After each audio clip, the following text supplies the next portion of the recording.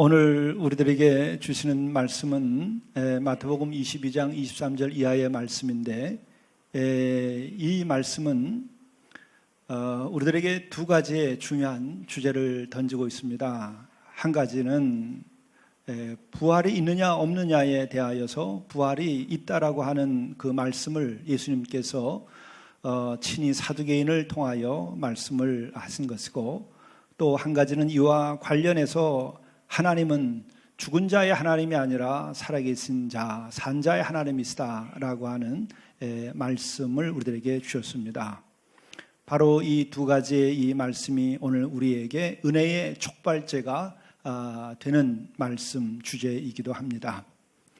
오늘 말씀의 시작은 부활이 없다는 사두개인들이 예수께 찾아와서 도전적인 또 부정적인 그러한 그 도전을 하고 있는 것으로 시작을 합니다. 결론적인 말씀을 먼저 우리가 함께 나누자면, 부활이 없다고 한다면 기독교도 없습니다. 부활이 없다고 한다면 기독교 신앙도 없습니다. 부활이 없다고 한다면 이미 역사 속에서 기독교는 탄생하지 아니했습니다. 부활이 없었다고 한다면 기독교는 존재할 이유가 없는 그런 신앙 체계입니다. 부활 때문에 제자들이 사도로서 다시금 태어난 거죠. 예수님이 제자들을 불렀습니다.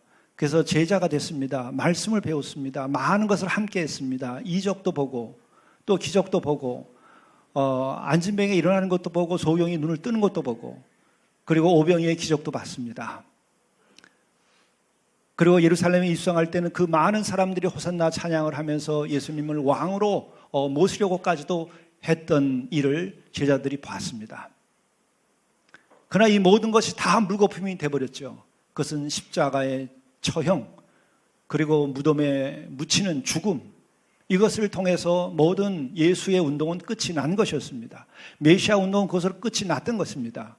그럼에도 불구하고 이 운동이 다시금 일어나게 된 까닭은 무엇인가? 그것은 부활이라고 하는 것 때문에 그렇습니다.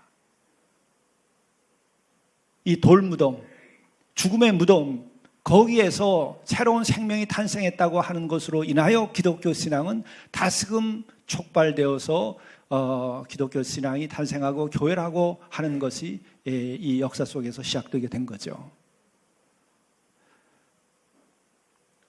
그렇기 때문에 결론은 부활이 없으면 기독교도 없다.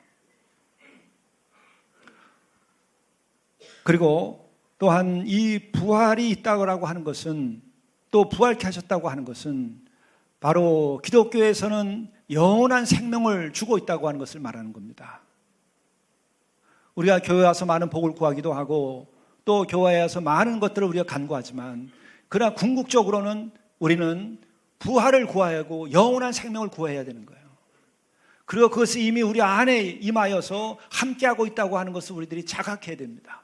성령을 받은 사람들은 영원한 생명이 내 안에 있다.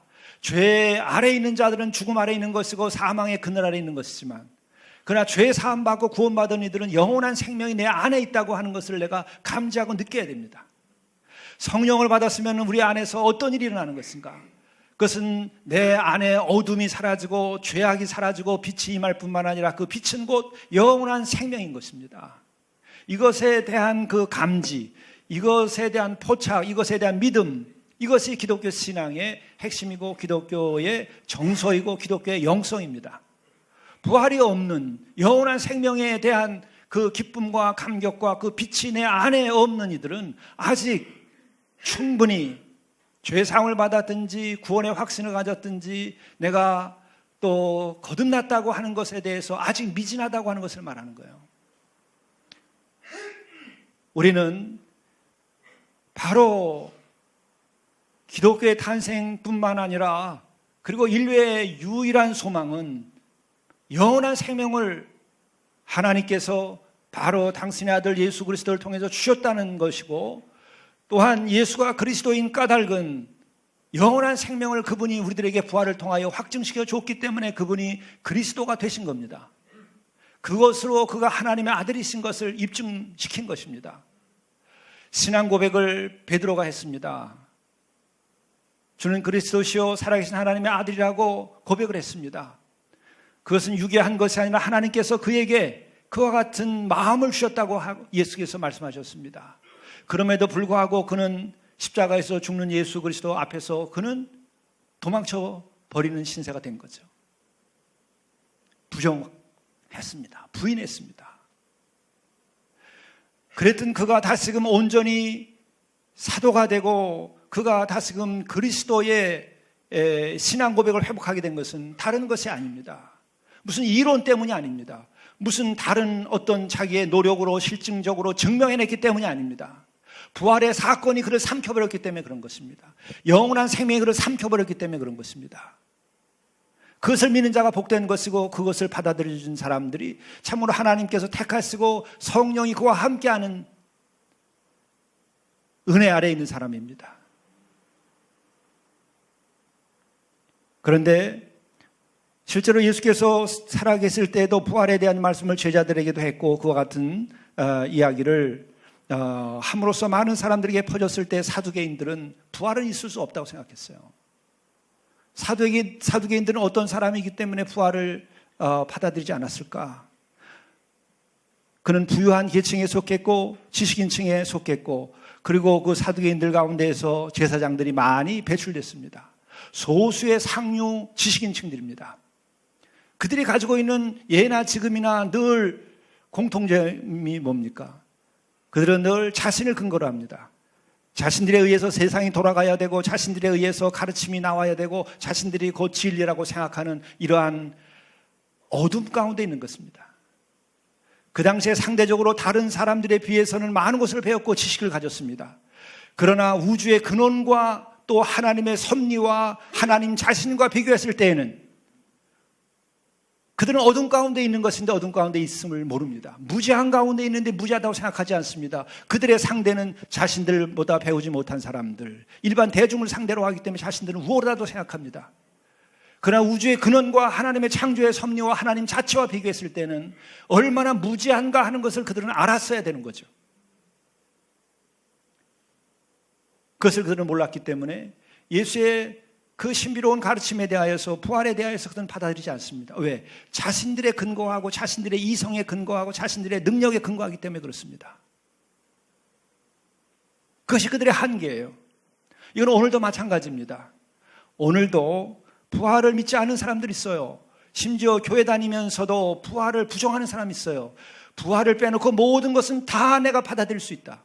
예수의 고난도 받아들일 수 있다. 그것이 얼마나 아름다운가? 그것이 얼마나 깊은 사랑인가? 그것이 얼마나 큰 고난인가? 그리고 예수의 돌무덤에 대해서도 그는 가슴 아파하고 동조하고 공감을 합니다. 그러나 부활을 믿을 수 없다고 하는 거죠. 그것은 기독교 신앙이 아닙니다. 그것은 자기의 이론체계일 뿐이지. 그것은 예수와 상관이 없는 사람들입니다. 예수의 믿음과 관계가 없는 거예요. 그들은 자신들의 이성의 범위 안에서 자신들의 삶과 자신들의 신념 체계와 자신들의 가치관과 어떤 자기의 의식 속에 갇혀 있는 것이죠. 이것을 넘어선 세계를 보는 것이 믿음입니다. 그것을 넘어선 세계를 보는 것이 영성입니다. 이 점을 우리가 분명히 알아야 됩니다. 한번 생각해 보시죠. 우리가 존재하는 것 자체가 우리들의 논증에서 우리가 논리적으로 다 입증될 수 있는 것인가? 입증되지 않습니다. 생물학적인 혹은 유전학적인 그 어떤 것을 말할 수 있을지 몰라도 왜? 라고 하는 문제 앞에서는 대답할 수 없습니다. 어떻게 존재하는가에 대해서는 말할 수 있을지 몰라도 왜 존재하는가에 대해서는 말하지 못합니다. 그 영역부터는 신앙의 영역입니다. 또 한 번 우리가 생각해 보시면 지금 분자 생물학을 비롯해서 굉장히 많은 생물학적인 발전들이 지금 있습니다. 그래서 지금은 단백질도 사람들이 제조해낼 수 있습니다. 그러나 단백질을 만들 수 있을지는 몰라도 그 단백질 속에 생명은 사람들이 넣어줄 수 없는 겁니다.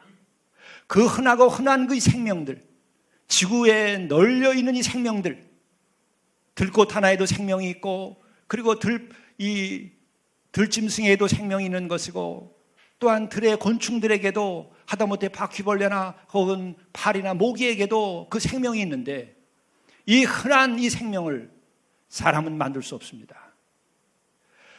생명의 현상에 대하여서 우리는 파악할 수 있고 생명의 현상에 대해서 설명할 수 있지만 생명 자체를 불어넣을 수는 없는 것입니다. 로봇을 만듭니다. AI라고 우리가 지금 인공지능을 말합니다. 그렇게 해서 이제 사람과 바둑 대결을 해서도 이제 더 이상 사람을 상대로 해서 바둑을 놓을 필요가 없기 때문에 AI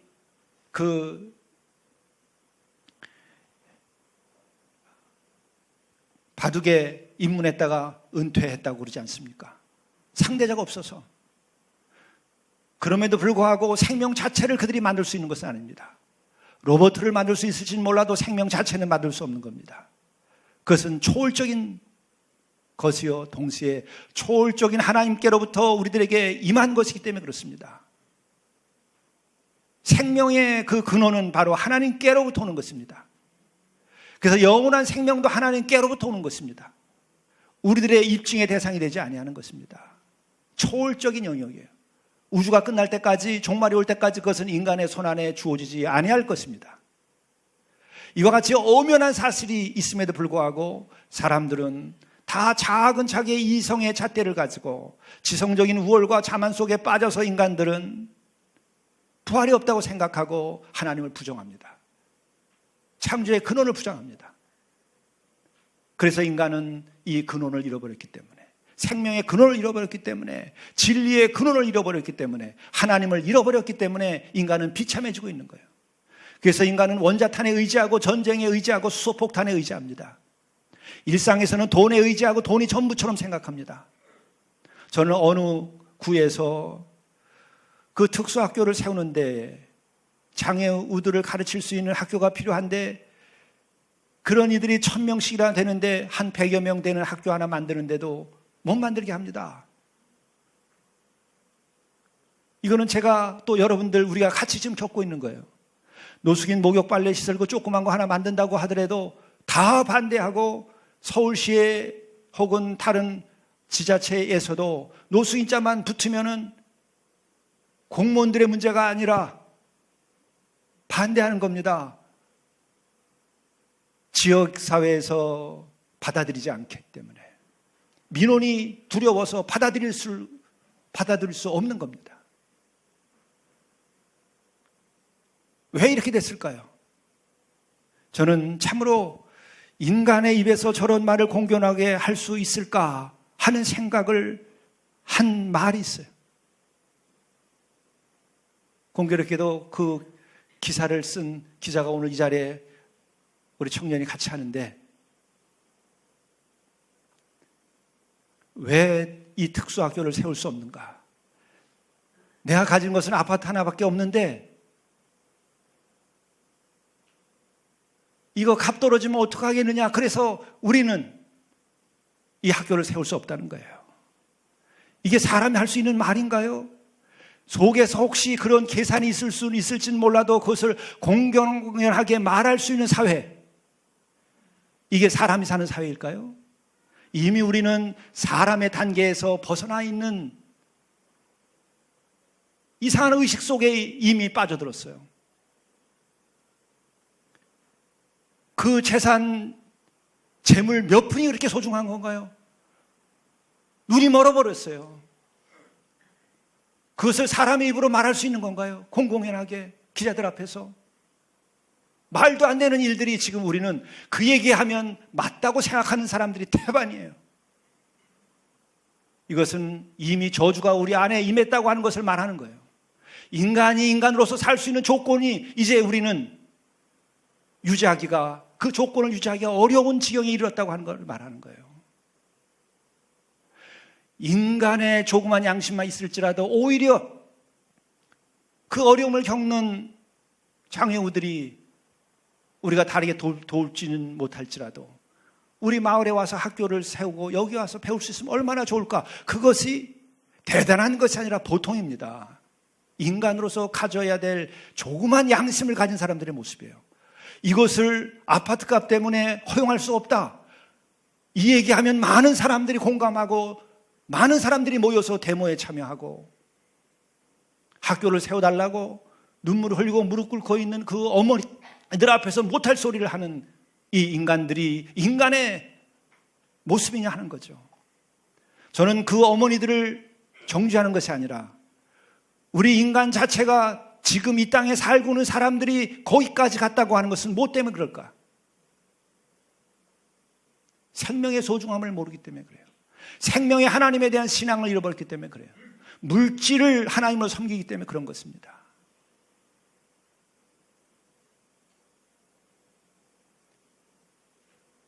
부활의 하나님은 생명의 하나님입니다. 누구에게도 영원한 생명을 주기를 원하시는 하나님이십니다. 그것이 부활로 확증된 것입니다. 여러분, 돈으로 하나님을 삼는 자들은 악에 빠지게 되고 그 자체가 이미 심판 아래 있는 것입니다. 예수께서는 이 땅에 와서 세 가지를 하셨어요.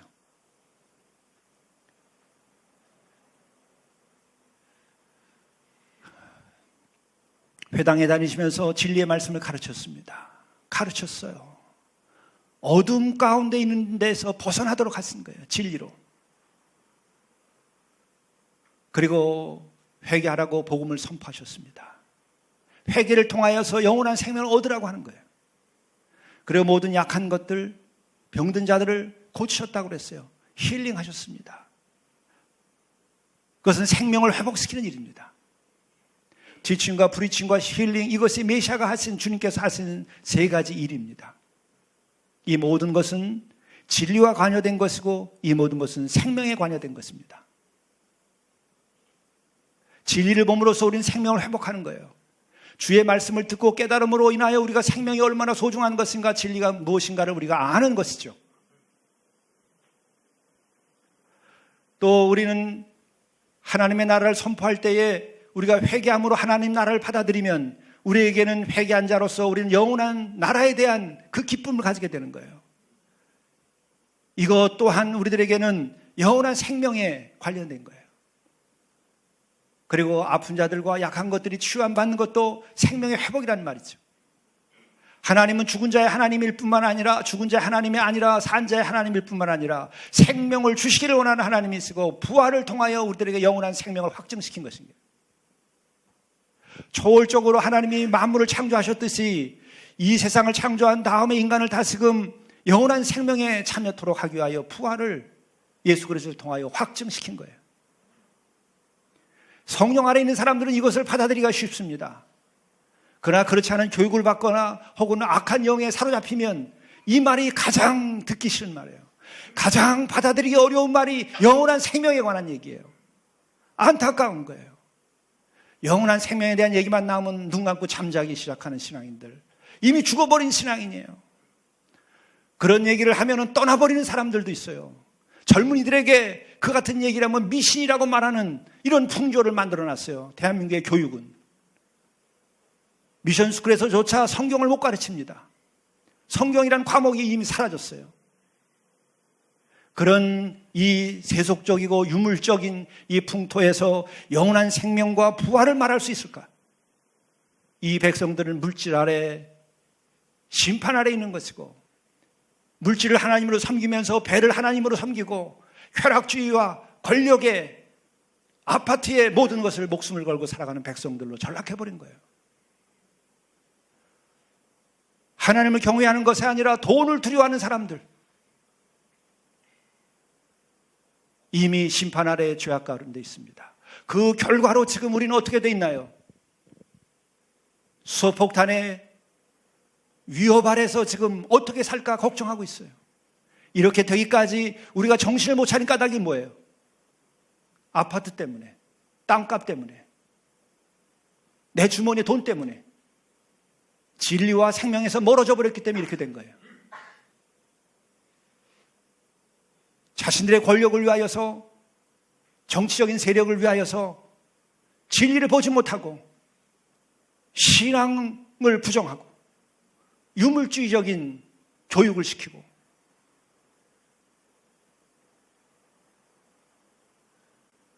모든 진리의 진리인 신앙을 부정하고 이데올로기가 진리인 것처럼 젊은이들을 가르쳤어요. 이러기를 수십 년 하면서 지금 오늘 우리는 아무것도 할 수 없는 상황이 됐어요.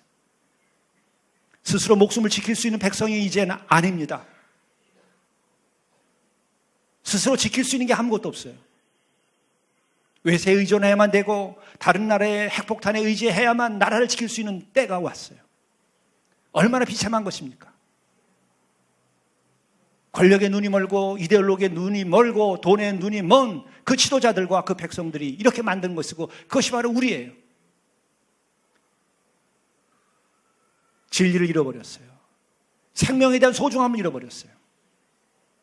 안타까운 것입니다.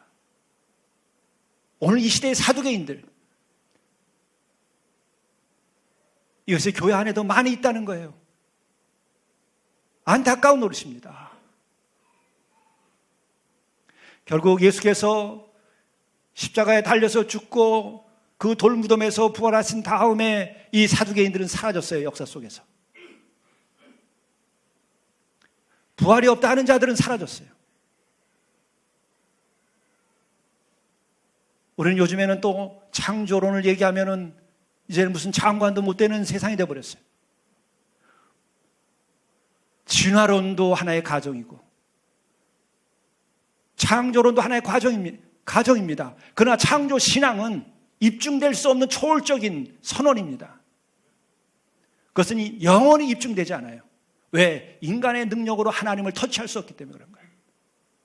하나님이 계시할 때만이 우리가 알 수 있는 겁니다.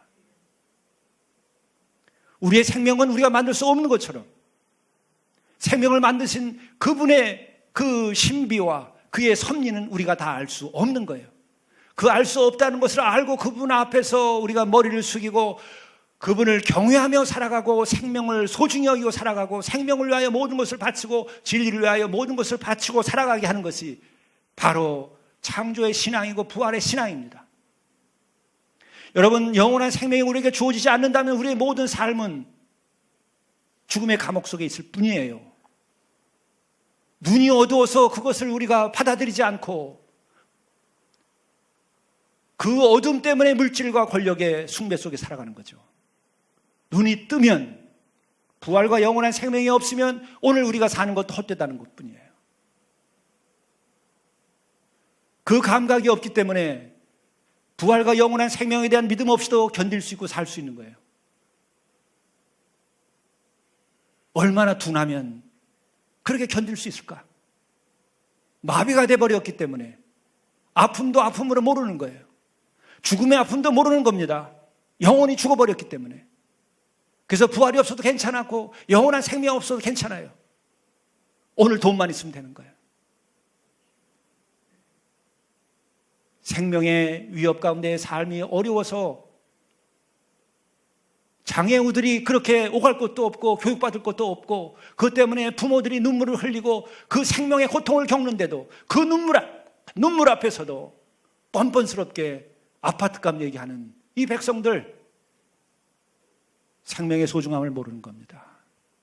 참으로 안타까운 것입니다. 이젠 이것이 너무나 만연되어서 이젠 새삼 얘기할 것도 못 되는 상황이에요. 이 시대의 사두개인들 넘쳐나고 있습니다. 생명의 소중함과 그리고 생명의 신비를 모르고 영원한 생명을 주신 하나님을 믿지 아니하는 거죠.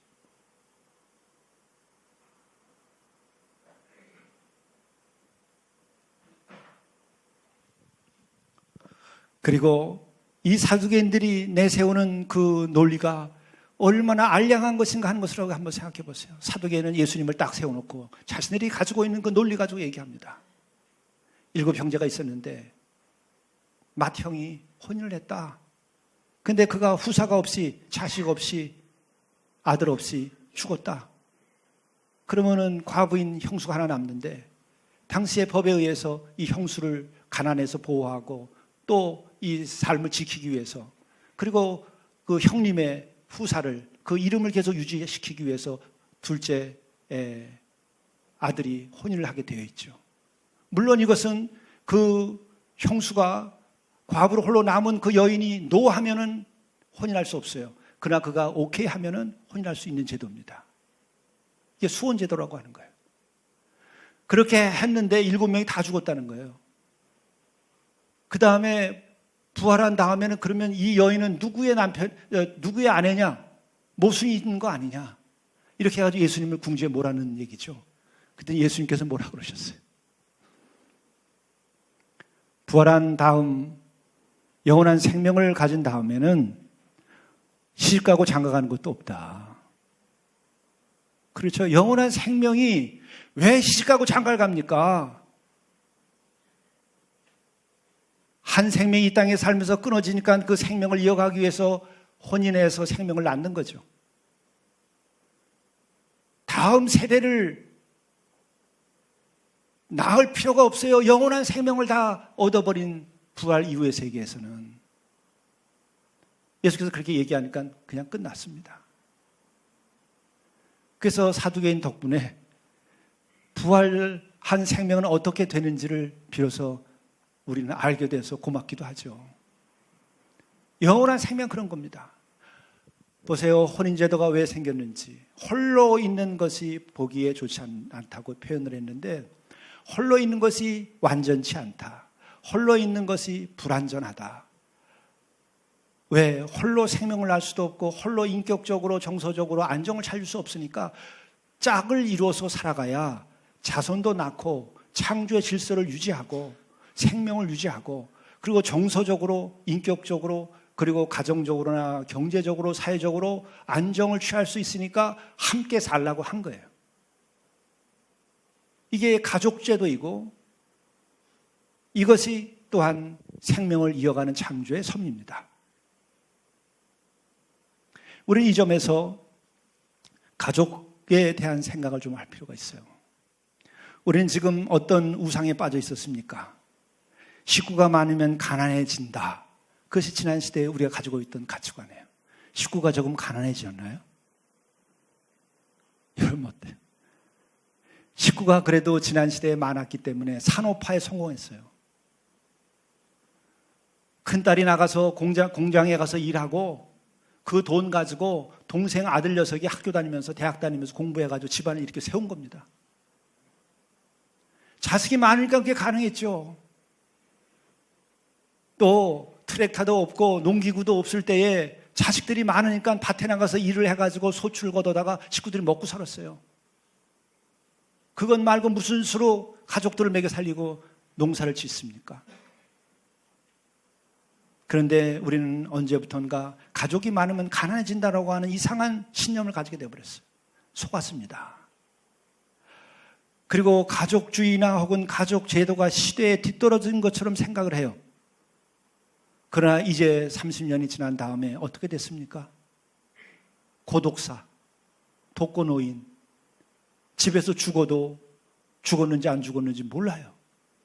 죽어도 찾아오는 자식도 없어요. 여러분, 이것이 가장 인간적이고 정말 생명이 아름답게 삶을 마치는 모습인가요? 그게 아름다운 삶일까요? 분명히 우리 생각해야 돼요. 아름다울까 안 아름다울까? 회색지대에 서면 안 돼요. 그것은 우리의 인생에 있어서 우리의 삶에 있어서 아름다운 것이 아닙니다. 절대로 아름다운 거 아니에요.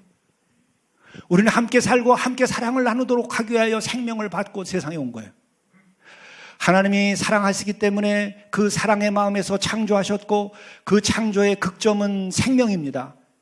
그리고 그 생명을 보존하는 것은 가족제도 안에서 생명이 보존되는 거예요.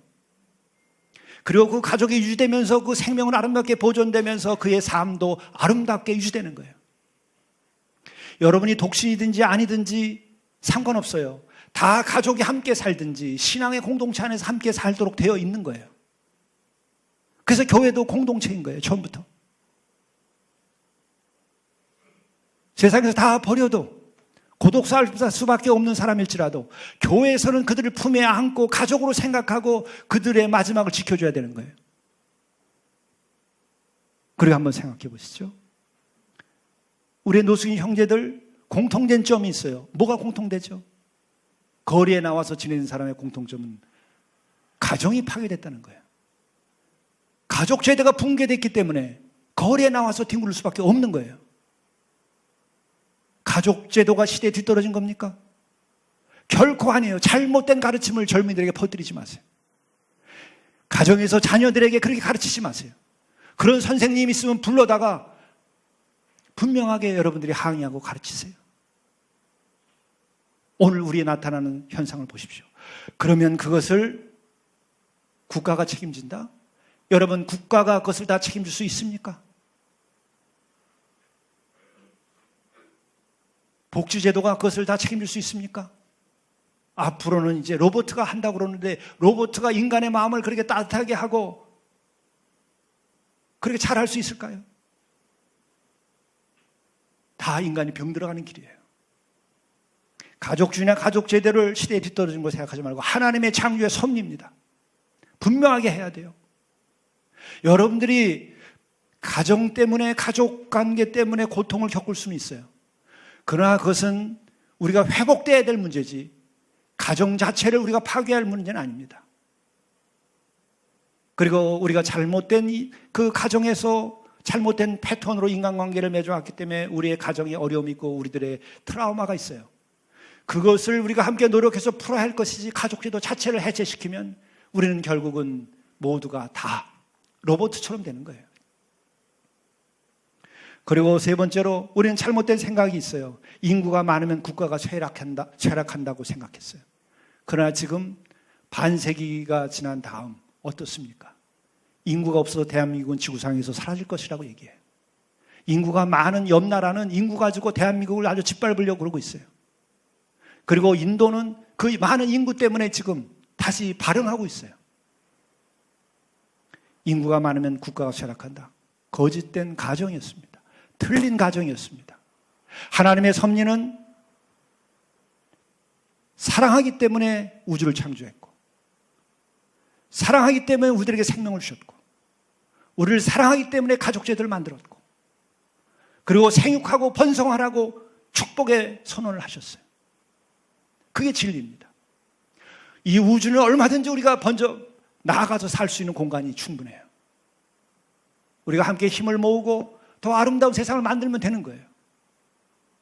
우린 진정으로 회개하고 생명을 소중하게 여기고 영원한 생명 가운데서 소망을 갖는 것이 중요한 겁니다. 그리고 이 같은 사실에 대하여서 우리는 한 가지 생각할 것은 우리가 다 아는 것처럼 이스라엘에 대해서 생각해 볼 수 있어요. 이스라엘은 우리가 다 아는 것처럼 유대인은 세계 인구의 0.23%밖에 되지 않지만은 노벨상을 수상한 사람이 22%라고 말하고 억만장자의 30%가 유대인이라고 말하고 아인슈타인, 에디슨, 엘빈 토플러와 같은 사람들도 다 유대인들입니다. 그런데 그들은 지금 OECD 국가 가운데에서 제일 자식들을 많이 낳는 야만인들이에요. 그런데도 이렇게 세계 최강의 보이지 않는 그 힘을 발휘하고 있어요. 미국이 세계를 지배하고 있는데 그 미국을 지배하고 있는 그 자본을 움직이는 사람들은 유대인들입니다. 세계를 지배하고 있는 거예요. 보이지 않는 데서. 그들은 무식하게도 아이들을 많이 낳아요. OECD 국가 가운데에서 한 가정의 숫자가 그들은 5.6명입니다. 여러분의 가정 가운데 5가지 사람이 같이 사는 집 몇이나 있어요. 어머니, 아버지, 그리고 아들, 딸 합해서 셋. 그들은 셋 내지 4명을 낳는 거예요. 그렇게 무식하게 살아가는데도 왜 세계에서 그렇게 훌륭하게 될까?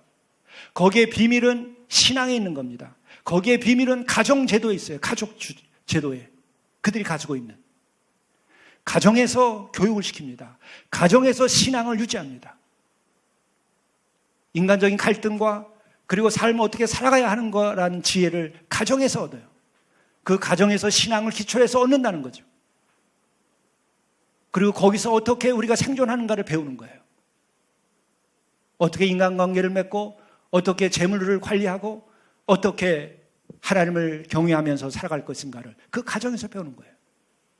가정을 회복시켜야 되는 겁니다.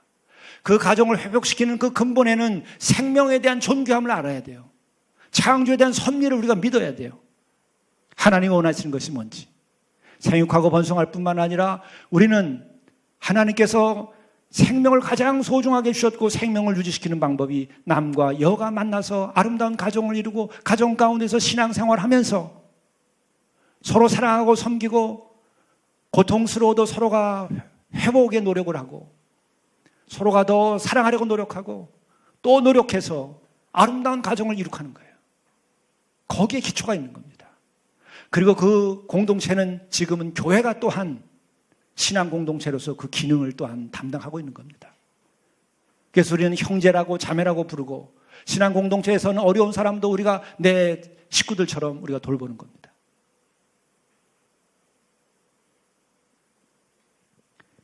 그리고 오늘 말씀의 마지막은 예수께서 선언하기를 31절에 죽은 자의 부활을 논할진대 하나님이 너에게 말씀하신 바 나는 아브라함의 하나님이요 이삭의 하나님이요 야곱의 하나님이로라 하신 것을 읽어보지 못하였느냐. 하나님은 죽은 자의 하나님이 아니요 살아있는 자의 하나님이시라. 이게 무슨 말입니까? 아브라함의 하나님, 이삭의 하나님, 야곱의 하나님, 이 시점에서 보면 다 죽은 자인데 그의 하나님이라는 것이 어떻게 산 자라고 말할 수 있을까? 무슨 뜻이죠? 염라대왕은 사후의 세계에서 통치하는 신입니다. 물론 인간이 만들어 놓은 가설이죠. 이 살아있는 역사, 살아있는 사람들 속에서는 역사하지 않고 죽은 다음에 역사하는 거죠. 사후의 세계. 하나님은 그런 하나님이 아니라는 거예요. 이 땅에 우리가 살고 있는 동안에 아브라함과 이삭과 야곱이 이 땅에 살고 있을 때 그들과 함께 하신 하나님, 그리고 그들의 약속한 것이 오늘도 살아있어서 우리들에게 약속으로 이어지고 그 축복이 오늘 우리에게도 이어진다고 하는 것을 말하는 거예요. 아브라함의 하나님, 이삭의 하나님, 야곱의 하나님은 무엇일까? 살아있는 자를 택하고 살아있는 자에게 약속을 주고 또한 그것을 믿는 자에게 그 약속을 실현시켜주고 이 땅에서 올바로 살게 하고 이 땅에서 복되게 살게 하고 이 땅에서 생명을 소중히 여기고 살게 하고 하나님을 믿고 살게 하시는 그 역사의 하나님, 축복의 하나님, 생명의 하나님이라는 거예요. 오늘도 그 하나님은 살아서 역사하시는 하나님이에요. 죽은 다음에 우리가 천국 가가지고 만날 하나님이 아니라 지금 이 순간 아브라함에게도 약속하고 아브라함에게도 약속을 실현시켜 준 것처럼 오늘 우리에게도 약속하시고 믿는 자에게 오늘 우리에게도 우리의 삶에 생명이 충만하게 살아갈 수 있도록 우리가 복된 삶을 살아갈 수 있도록 우리가 진리로 살아갈 수 있도록 역사하시는 하나님이에요. 오늘도 우리에게 영원한 생명을 주시고 구원해 주시는 하나님이란 말이에요. 이러한 능력의 하나님, 이러한 창조의 하나님, 이런 약속의 하나님, 오늘도 살아계시고 시퍼렇게 살아계실 뿐만 아니라 영원히 살아있고 오늘뿐만 아니라 영원토록 우리가 이 삶을 끝난 다음에도 우리의 삶을 이끌어 가실 그 하나님, 그 하나님이 우리와 지금 함께 하시는 겁니다. 그 하나님이 부활을 통하여서 영원한 생명을 우리들에게 보여주심으로써 창조의 하나님이 지금도 여전히 창조하심을 보여주셨고 너희들이 죄악을 벗어나고 너희들이 구원함을 받으면 너희들은 영생의 생명을 지금으로부터 영원토록 가지게 한다는 거예요. 우리가 이성으로 다 창조를 알 수 없듯이 오늘 그 부활에 대해서는 우리들의 이성의 능력으로 다 알 수 없지만 믿음의 세계 가운데에서 우리는 그 소망을 가지고 살아가는 거예요. 그것이 오늘 그 어떤 것보다도 구체적으로 어떤 논리보다도 더 정확하게 우리들의 삶을 생명으로 인도하고 우리의 삶을 사랑으로 인도하고 우리를 진리 가운데 살아가게 하는 힘이 되는 것입니다. 그 부활을 믿을 때 영원한 진리와 생명이 되는 그 예수 그리스도의 가르침과 말씀과 십자가에 대하여서 우리가 받아들이게 되고 우리들이 진리로 자유케 되는 삶을 얻게 되는 것입니다. 그렇게 될 때에 지금같이 물질을 하나님으로 여기고 하나님 없다고 살아가는 이 비참한 인생을 더 이상 살지 않게 되는 것입니다. 오늘 같은 이렇게 위기를 당한 우리들, 이런 식의 위기를 우리가 극복할 수 있는 진리의 길이 될 것입니다. 기도하시겠습니다. 생명의 하나님, 창조의 하나님, 살아계신 하나님 뿐만 아니라 오늘도 우리를 살리시고 오늘도 우리에게 새 생명을 주시고 우리들에게를 구원하시고 우리에게 영원한 생명의 기쁨을 가지고 살아가도록 역사해 주신 우리 하나님, 오늘 우리와 함께하여 주옵소서. 우리가 그리하여서 영원한 생명의 기쁨을 가지고 살아가게 도와주시고, 또한 우리가 생명을 소중히 여기며 살아갈 수 있도록 인도하여 주시고, 뿐만 아니라 이 나라의 위기를 우리가 또한 생명을 소중히 여기는 그 마음을 가지고, 또 사랑으로서 이 역사를 창조하시는 그 하나님의 창조를 우리가 믿으면서 오늘 이 위기를 극복할 수 있는 우리 모두가 되게 하시고, 가정에서의 위기도 극복하게 하시고 젊은이들의 위기도 극복하도록 인도하여 주옵소서. 이 모든 말씀을 우리 주 예수 그리스도의 이름으로 간절히 기도드리옵나이다. 아멘.